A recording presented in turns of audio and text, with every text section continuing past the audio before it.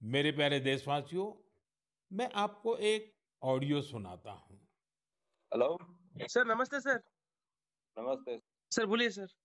देखिए, ये जो आपने एफआईआर नंबर मुझे सेंड किया है, इस नंबर के खिलाफ 17 कंप्लेंट्स हमारे पास। आप ये नंबर यूज कर रहे हैं? मैंने नहीं यूज करता हूँ सर। ये ऑडियो सिर्फ जानकारी के लिए नहीं, ये कोई मनोरंजन वाला ऑडियो नहीं है। आपने अभी जो बातचीत सुनी, वो डिजिटल अरेस्ट के फरेब की है। ডিজিটেল এৰেষ্টৰ নাম লৈ আমাৰ দেশত বহুদিনৰ পৰা সাধাৰণ মানুহক বুৰ্বক বনাই বহুতো লাখ লাখ টকা লুটি আছে। তো আজিৰ এই ভিডিঅ'টোৰ মূল উদ্দেশ্য হ'ল যে আপোনালোকক ডিজিটেল এৰেষ্টৰ বিষয়ে কি এলাৰ্ট কৰা আৰু যাতে এনেকুৱা ধৰণৰ ধোকাধাৰী আপোনালোকক নহয় তাৰ কাৰণে অৱগত কৰা। প্ৰথমতে কৈ লওঁ যে ডিজিটেল এৰেষ্ট এইটো কোনো লিগেল টাৰ্ম নহয়। এটা কেৱল স্কেমাৰসকলে আপনার লগত স্কেম করার কারণে অর্থাৎ ধোকাধারি করার কারণে কি করে ব্যবহার করে।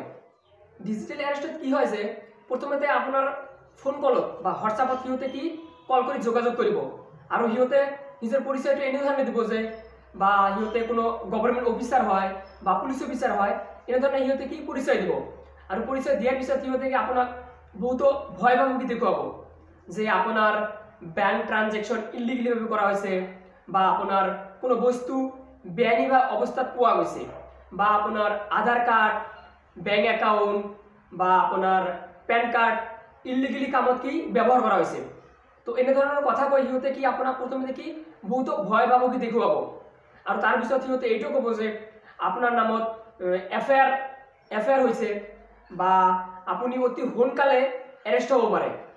তো এইবোৰ যেতিয়া শুনি সাধাৰণ মানুহ অতি ভয়ৰ মাজত আতংকৰ মাজত পৰি যায়, তো তেতিয়া সিহঁতে আকৌ এইটো প্ৰপ'জাল দিয়ে যে যদি আপুনি আপোনাৰ এফআইআৰটো ডিছমিছ কৰিব বিচাৰে বা আপুনি মানে এৰেষ্টৰ পৰা মুক্তি পাব বিচাৰে, তো তেতিয়া আপোনাক কি বেল ল'ব লাগিব আৰু এতিয়া আপোনাৰ বেলৰ কাৰণে কি টকা লাগিব। তো সিহঁতে এনে ধৰণৰ কৈ সিহঁতে কি কৰিব, সিহঁতৰ পৰা লাখ লাখ টকা বিচাৰে আৰু সাধাৰণ মানুহ কোনো ধৰণৰ উপায় নাপায়, সিহঁতে আকৌ কি এই লাখ লাখ টকা দি দিয়ে। গতিকে কোনোবাই যদি আপোনাৰ লগত এনেকুৱা ধৰণৰ ধোকাধাৰী বা স্কেম কৰিব বিচাৰে, তো তেতিয়া ইয়াৰ জালত আপোনালোকে নাহিব আৰু অতি সোনকালে আপোনাৰ নিয়াৰেষ্ট পুলিচ ষ্টেচনত গৈ বস্তুটো কি ইনফৰ্ম কৰিব পাৰে আৰু হেল্পলাইন নাম্বাৰত কল কৰি বস্তুটো কি অৱগত কৰাব পাৰে। তো আজিৰ ভিডিঅ'টো এইখিনিয়ে। ধন্যবাদ। জয় অসম।